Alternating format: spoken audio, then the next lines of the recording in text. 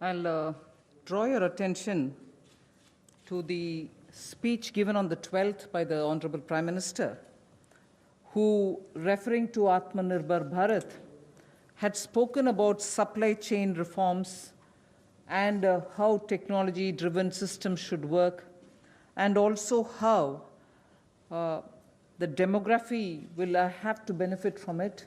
So deriving from all this, today, the third tranche of announcements which are being made is focusing on agriculture and allied activities, agriculture, fisheries, dairy, animal husbandry, and allied activities. So which will also have some aspects of food processing and so on. See, the largest proportion of Indian population is dependent on agriculture even now. And of all those who are dependent on agriculture, nearly 85% of the operational holdings are held by small and medium-sized farmers, small and actually marginal farmers. That is also referred to in the Economic Survey of 2020.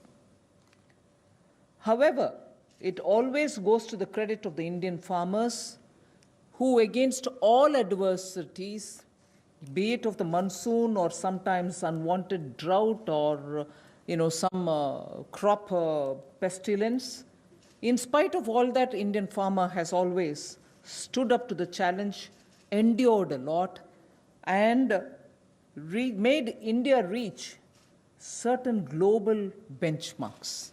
Very quickly, I'll tell you, you are aware that India is the largest milk producer, largest jute producer, largest pulses producer, dals, variety of dals. It's also the second largest in global numbers, second largest in the production of sugarcane, in the production of cotton, groundnut, fruits, vegetables, and also in fisheries. India is also third globally placed in the production of cereals.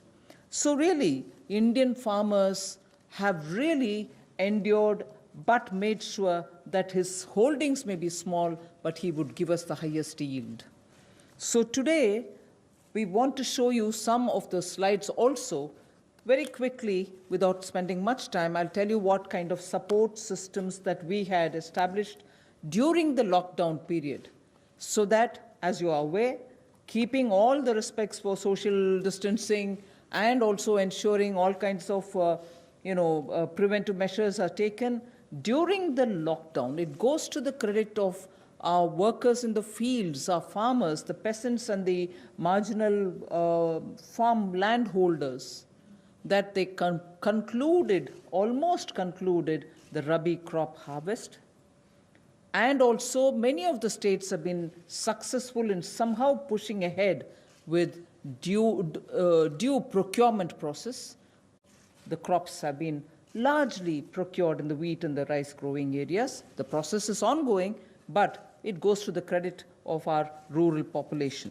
So today, therefore, I'll also be showing you a slide a bit later on what we have done in the last 2 months to make sure that agriculture work was supported during the lockdown, just the 2-month story.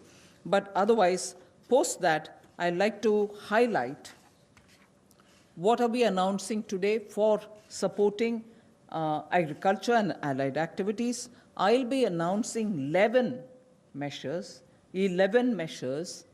and from among them, 8 of them relate to strengthening infrastructures, strengthening capacities, building better logistics, and so on. So 8 of the 11 relate to such things where government allocates money, activities will be undertaken in such a way that very quickly we can ramp up on storage, capacities, logistics, and so on. The rest 3 today of the 11 will pertain to governance and administrative reforms. So that's the picture I'd like to put before you. But before we go to the slides, in Hindi. नमस्कार।